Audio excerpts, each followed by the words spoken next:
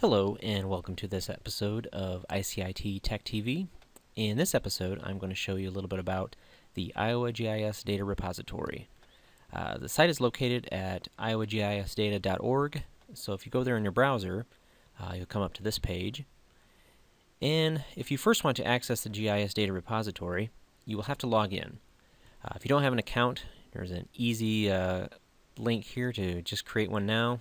Type in your first name, last name, give yourself a user ID, an email address, we can contact you, and then if you look over the terms of use, you can accept or not accept those. And then there's also a test here to make sure that you are in fact a human.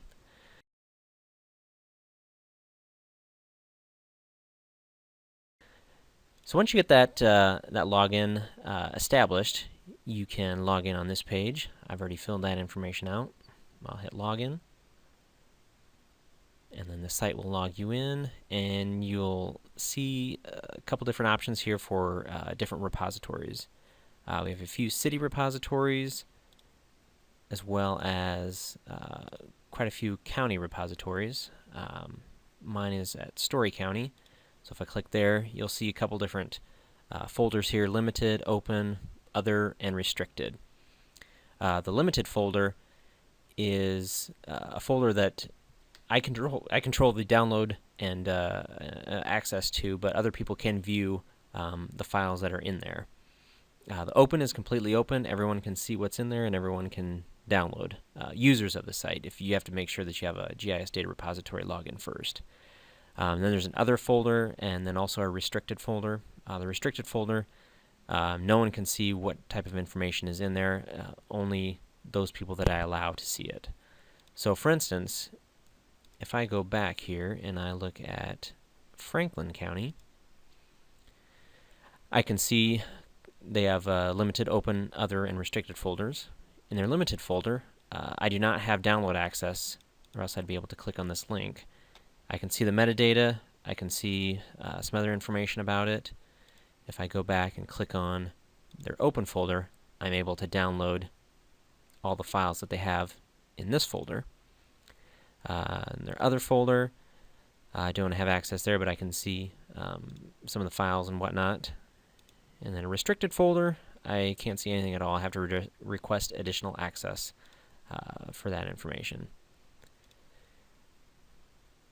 Also, you'll notice that some of those folders were named limited, open, other, restricted. Dubuque County has gone through and changed a couple names so that they can. It makes more sense to their processes.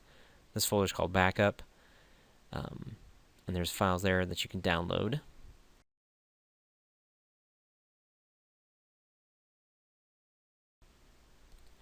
So in a previous exercise, we created this roll and parcel shapefile. So what I'm going to do is just grab all the files and then send it to a zip folder. There we go. Got roll and parcels zip file right there. And I'm going to put it in the Story County Data Repository under the open folder. So just navigate to my repository, click on open, and there's a little icon here with a green plus sign. Just click on that to add a file. Choose the file.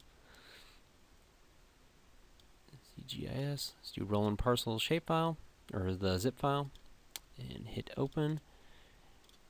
We'll add some text there to give it a description, and then hit upload.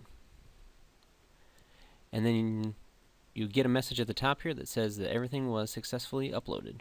And you can see also down here that it's right there in my list of files.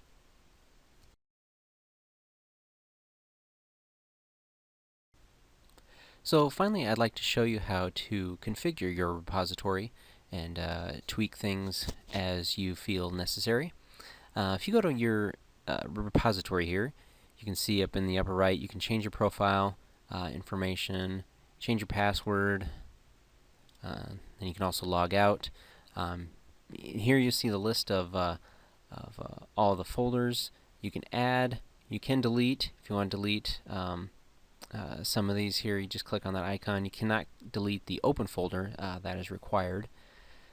So each of these, if you want to change the name of this one, like this limited folder, just click on it, and then up at the top you'll see Manage Repository. And here you can see a list of everyone that has access. You can change their access to no access, browse only, download, or give them upload privileges. You can change the default permission, and here's where you can change the name. You can just type in something else that makes more sense if you don't like the current naming configuration. And then you can also view activity logs down at the bottom to see if anyone has looked at the data or downloaded or uploaded any data.